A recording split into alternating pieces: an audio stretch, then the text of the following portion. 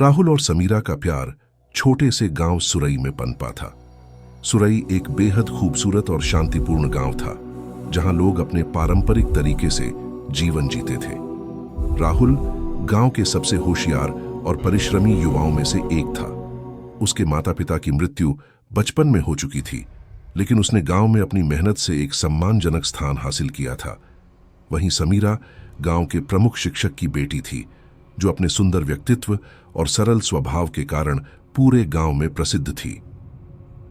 राहुल और समीरा की मुलाकात गांव के एक उत्सव में हुई थी। पहली नजर में ही दोनों एक दूसरे के प्रति आकर्षित हो गए थे।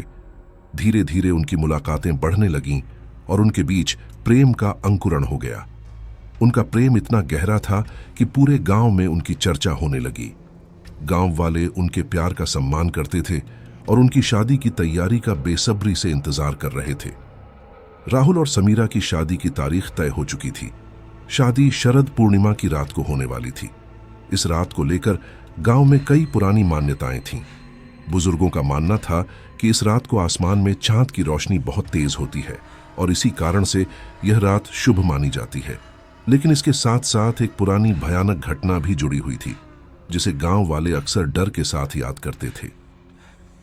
शरद पूर्णिमा की एक रात कई साल पहले गांव के पास स्थित एक सुरंग में एक भयानक ट्रेन दुर्घटना हुई थी। उस हादसे में कई लोग मारे गए थे और तब से उस सुरंग के बारे में भूतिया कहानियां सुनाई जाने लगीं।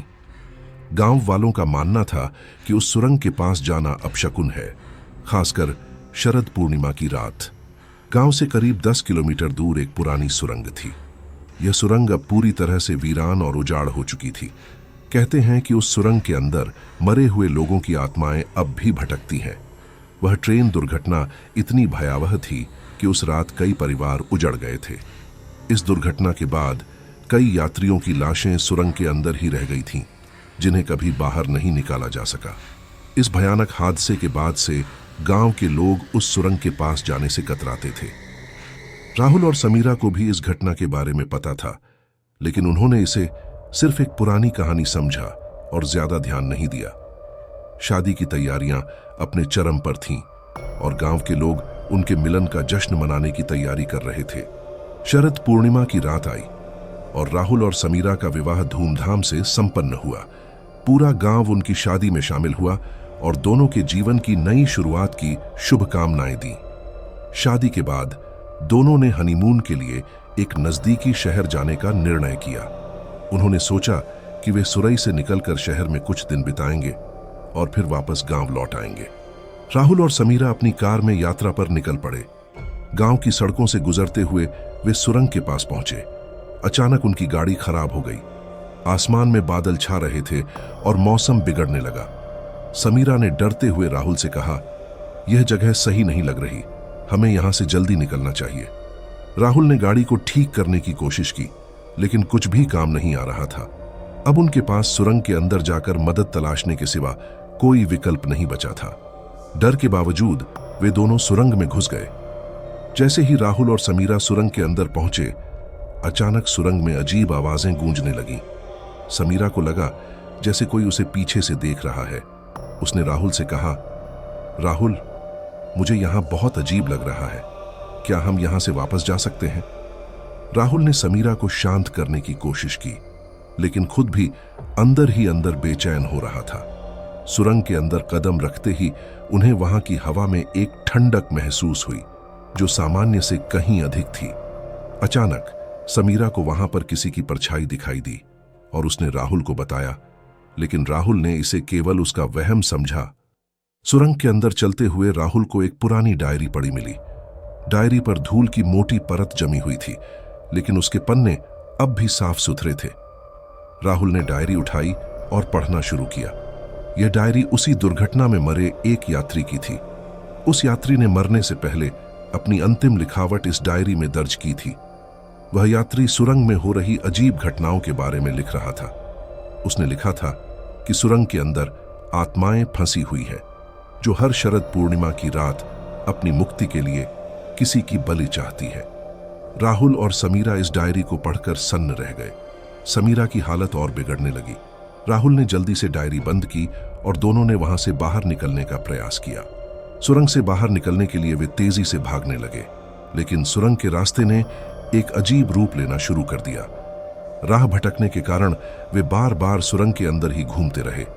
तभी अचानक समीरा जमीन पर गिर पड़ी और बेहोश हो गई।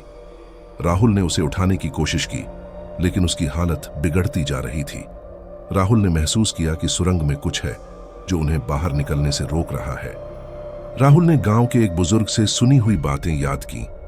गांव के बुजुर्ग बताते थे कि उस सुरंग में फंसी आत्माओं को केवल एक विशेष अनुष्ठान से मुक्ति मिल सकती है।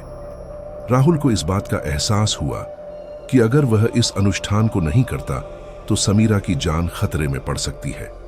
राहुल ने अनुष्ठान करने का निर्णय लिया, लेकिन यह अनुष्ठान इतना आसान नहीं था। इसके लिए एक व्यक्ति को अपनी सबसे प्यारी चीज को छोड़ना पड़ता था। राहुल ने समीरा की जान बचाने के लिए खुद की कुर्बानी देने का फैसला किया। उसने आत्माओं से कहा कि वे उसे ले जाएं, लेकिन समीरा को छोड़ दें। राहुल के बलिदान से आत्माएं शांत हो गईं। सुरंग के अंदर की ठंडक गायब हो गई और समीरा की हालत सुधरने लगी। राहुल और समीरा ने सुरंग से बाहर निकलने की कोशिश की और आखिरकार वे सफल हो गए। राहुल और समीरा ने भले ही सुरंग से बाहर निकलने में कामयाबी हासिल कर ली हो, लेकिन क्या वाकई आत्माएं मुक्त हो पाई थीं? क्या उनका बलिदान वास्तव में उन्हें शांति दे पाया, या फिर कुछ अनकही घटनाएं अब भी छुपी हैं? यह सवाल आपके दिमाग में भी घूम रहा होगा। अगर आपको यह कहानी दिलचस्प लगी और आप जानना चाहते हैं कि आगे क्या हो सकता है, तो हमें कमेंट करके अपनी राय जरूर बताएं। क्या आत्माएं वाकई मुक्त हो गईं, या उनका साया अब भी मंडरा रहा है?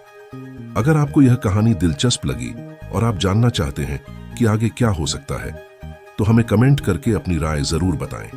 क्या आत्माएं वाकई मुक्त हो गईं, या उनका साया अब भी मंडरा रहा है? साथ ही अगर आप ऐसी और रोमांचक और रहस्यमयी कहानियां देखना चाहते हैं, तो हमारे चैनल टेक्नो मिरर को सब्सक्राइब करें और बेल आइकन दबाना ना भूलें, ताकि आपको हमारी हर नई कहानी की अपडेट सबसे पहले मिले।